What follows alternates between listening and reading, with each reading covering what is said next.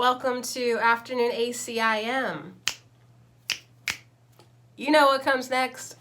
I am kind of sort of making this happen because I've been kind of sort of sitting on lesson 102 for like 2 weeks, the whole month of September. So I share God's will for happiness for me. What a great thing to be stuck on. Like, oh dang, I can't move any further than this. Not too shabby if you think about it. When you realize that your whole purpose here is to be happy. When you realize that your only function that you really need to give a function about is being happy. I mean, it's not a bad place to stop. However, my intentions are to keep on going. So let me tell you what Jesus said, because we're not stopping now. Tina Jesus for lesson 102 is just kind of pointing out the obvious for us today. Like, happiness is preferable. You prefer to be happy, even if you know how to spell preferable or not. You know that you prefer happiness over sadness. It's just natural, instinctual. It's just how humans are. We just don't want to feel bad. So it's natural to be happy. It's natural to want to be happy. And actually happiness is pretty stankin' natural until you start choosing the wrong thoughts. So if you're feeling sad, you're choosing the wrong thoughts. And by wrong, it means that they are out of alignment. So it's not really like a judgmental thing. It's like, hey, free will, honey. You can think about what you want to think about. But these sad and these bad thoughts are out of alignment with God. And that's why they feel sad. And that's why they feel bad. So look for the good. Look for the happy.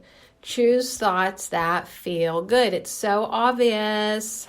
Be happy. And to do that, you need to think nice about you. Okay, so that was pretty cool and simple, and it got me to draw a goddess, and I love drawing goddesses. So no complaints from me today. Like that, this one right here, this is refrigerator worthy. Yeah, this is the kind of work that Sadie gets to get put on the fridge because she did a good job. So yeah, be happy. My only function is happiness. So what makes me happy? This is good question to ask you, you know, and whether or not you've seen the Hector and the Pursuit of Happiness, and that's the movie or film, I guess it's more of a film, that like I really just get a rise out of the happiness joke, like, because that foreign lady who's like, I need you to tell me the secret of happiness. And the guy was like, what? And she was like, happiness. I want happiness. So anyways, what's the point? Oh yeah, happiness. What makes you happy? Maybe happiness does make you happy, and that's what you should go for. Or maybe lining up your will with God's will and the will of Holy Spirit. That's what makes you happy. So that's what you should go for. Peace, inner peace. We just had International Day of Peace. Happiness. We're having the autumn equinox, like opening up to beautiful energies. Happiness. Like what makes you actually happiness? It's really probably not stuff and consumerism and buying Corvettes. All right, let's move on to the pathways of light. It's good. It's good. It'll bring you happiness. Pathwaysoflight.org.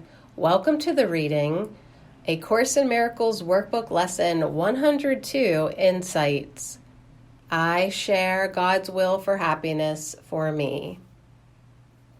I really appreciate Jesus revealing the underlying motive of all suffering.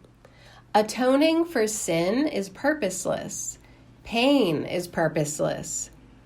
As I practice quieting my mind and going to that inner place of peace, I do find a quiet, gentle happiness there. I find a sense that all is well and that nothing has ever changed.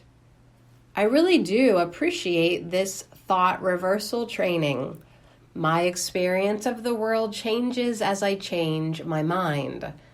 I am seeing that these are not just words. It is really true. Beneath the turmoil of the world, there is peace. There is happiness. There is universal love. There is oneness. I choose now to practice, hour by hour, to remember the truth behind the images of the world. Suffering is purposeless, just silly ego stories made up in madness. I can loosen my grip on these stories and remember that as part of love's extension, happiness is my one function. What a wonderful idea to practice all day today. What a wonderful opportunity to heal my mind. How helpful it will be to observe and become aware of all the little places where I still believe that suffering will give me something I want. Today is an important day given me to heal my mind. Sin is meaningless. Separation is meaningless. Pain and suffering are meaningless. True happiness is only of God.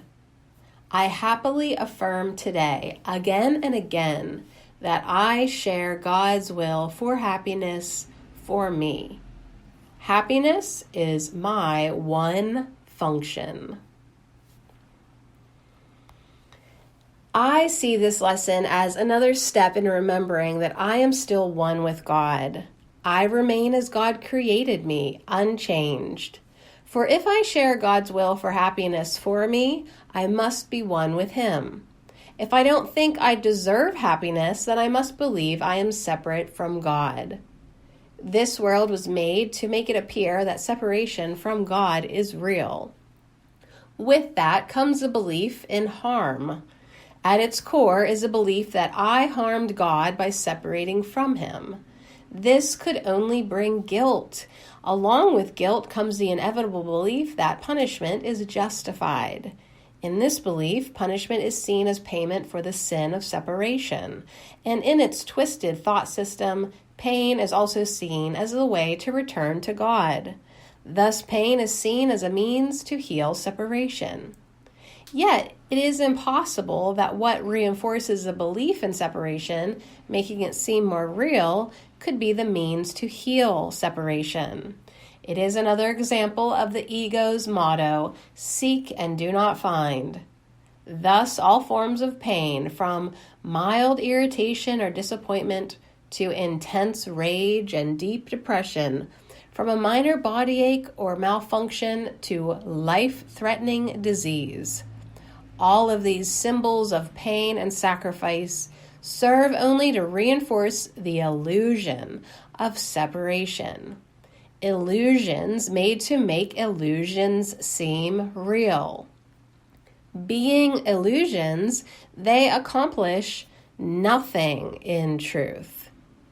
Today, as I practice remembering that I share God's will for happiness for me, I loosen my identification with the body and all its forms of pain and suffering. I move closer to recognition of the truth about me as God created me. I move closer to the recognition of the one self that is me and all my brothers. I move closer to the comfort, safety, and happiness that God has given me, and that is mine to claim. I accept God's happiness for me now. That is my one function. That is my meaning. I share my meaning with God, for He is the source of all meaning. pathwaysoflight.org. I share God's will for happiness for me. I would also like to share God's will for getting me back to feeling happy and good all the time. You know, like, it is sometimes discouraging to have to, like, go through these periods, I guess, of like not feeling good, and then to like realize that like my illness that I just had is like my ego's belief in separation. It really, even though it's discouraging, it's actually encouraging too, because that tells me to keep going, keep working, keep doing the lessons, keep doing A Course in Miracles, because I still have work to do. Yeah, like this headache that wants to come back again and again and again. It's like right here. It's like having a knife stabbing me in the freaking head again and again. And it's like, okay, so like that in a sense is like also me, from what the Pathways of Light said, believing the illusion of separation and validating it with even more illusion. So anyways, very interesting stuff. So let's just bring it on. We know what's next. I share God's will for cookies for me, because we all know that cookies bring happiness.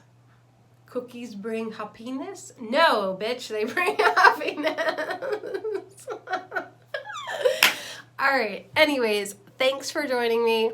Not my best work. Doesn't really matter at this point. I'm just trying to do my lessons and learn.